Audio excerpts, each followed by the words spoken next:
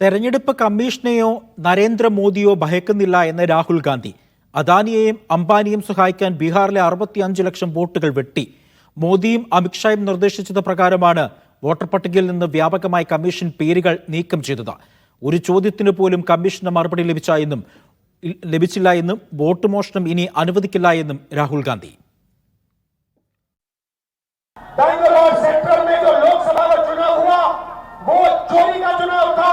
Election commission और BJP ने मिलकर बेंगलोर सेंट्रल में चोरी करी है।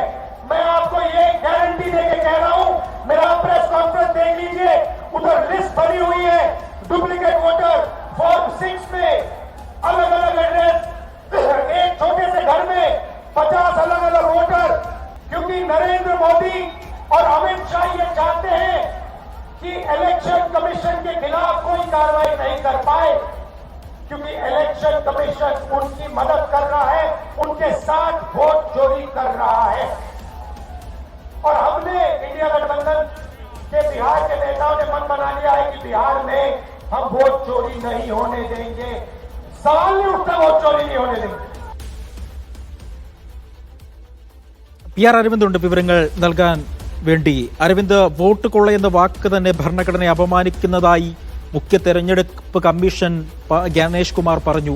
ഇപ്പോൾ അതിനെതിരെ തന്നെ ആരോപണം ആവർത്തിക്കുകയാണ് രാഹുൽ ഗാന്ധി, അതും ശക്തമായ ഭാഷയിൽ. ഏതെല്ലാം തരത്തിലുള്ള ആരോപണങ്ങളാണ് രാഹുൽ ഇന്ന് ഈ വാർത്താ സമ്മേളനത്തിനു ശേഷം ഉയർത്തിയത്?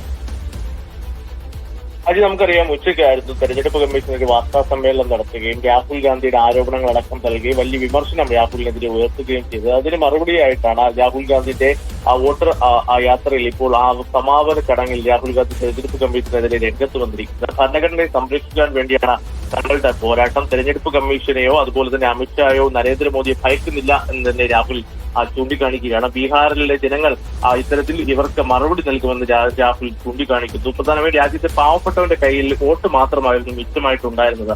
അത് തട്ടിയെടുക്കപ്പെട്ടു. ഡിജിറ്റൽ തെളിവുകൾ നശിപ്പിക്കാമെന്ന നിയമനിർമ്മാണം ആർക്കു വേണ്ടി നടത്തിയതടക്കമുള്ള ചോദ്യങ്ങളാണ് രാഹുൽ ഗാന്ധി ഉയർത്തിയത്. തന്നെ ഉയർത്തിയ ആരോപണങ്ങളുമായി മുന്നോട്ട് പോകുമെന്ന് തന്നെ രാഹുൽ വ്യക്തമാക്കിയിട്ടുണ്ട്. നമുക്ക് 16 ദിവസമാണ് രാഹുലിന്റെ ബീഹാറിലെ യാത്രകൾ ഉണ്ടാകുന്നത്. തെരഞ്ഞെടുപ്പ് കമ്മീഷൻ ഇന്ന് തന്നെ രാഹുലിന്റെ ആരോപണങ്ങൾക്കെതിരെ രംഗത്ത് വന്നത്. പക്ഷേ അത്തരം വാദങ്ങളൊന്നും രാഹുൽ അംഗീകരിക്കുന്നില്ല. തന്റെ പോരാട്ടവുമായി മുന്നോട്ട് പോകാൻ തന്നെ തീരുമാനിച്ചിട്ടുണ്ടെന്ന് ഇപ്പോൾ രാഹുൽ വ്യക്തമാക്കുകയാണ്.